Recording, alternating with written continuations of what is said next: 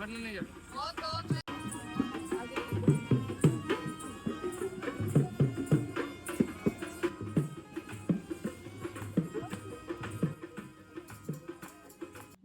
বন্ধুরা, আজ শোনাবো বোলপুরে আমাদের দ্বিতীয় দিনের গল্পটা।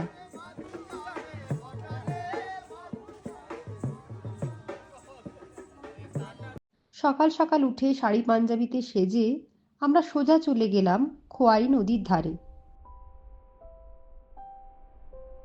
সাথে উপরি পাওনা দিগন্ত বিস্তৃত সর্ষে ক্ষেত।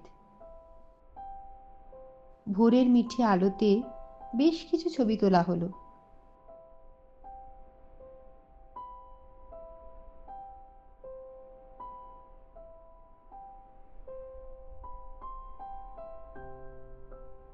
এরপর মাটির ভাঁড়ে চা খেয়ে চললাম আমাদের পরবর্তী গন্তব্য পলাশবনির জঙ্গলে।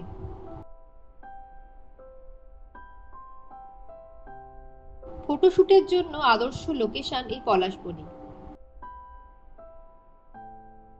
এর পাশেই রয়েছে সৃজনী শিল্পগ্রাম। এক সময়ের জনপ্রিয় ধারাবাহিক ইষ্টিকুটুমের শুটিং এখানেই হয়েছিল। ছবি তোলার পাশাপাশি স্থানীয় শিল্পীদের কাছ থেকে তাদের হাতের কাজের কিছু নমুনা আমরা কিনে নিলাম। বেলা বাড়ছিল, তাই রিসর্টে ফিরলাম ব্রেকফাস্ট করার জন্য।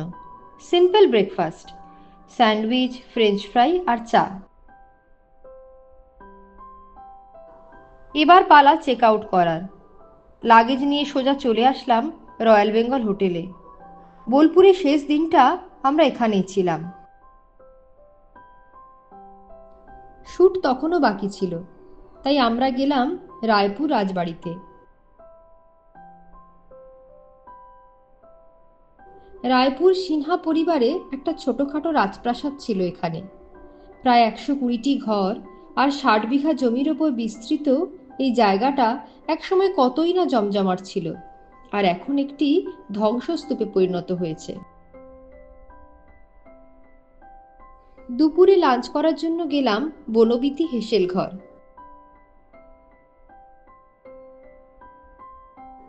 বাঙালি খাবারগুলো ছিল অসাধারণ।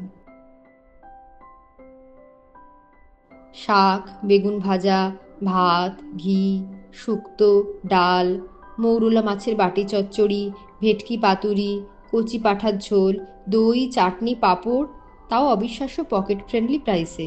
6 জনের জন্য মোট খরচ হয়েছিল 2680 টাকা।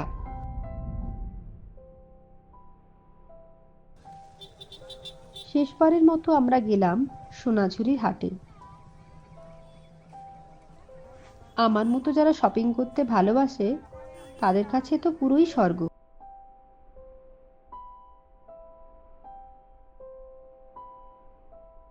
দরদস্তুর করে অনেক জিনিস কেনা হলো, আর সাথে চেখে দেখলাম মিষ্টি দই।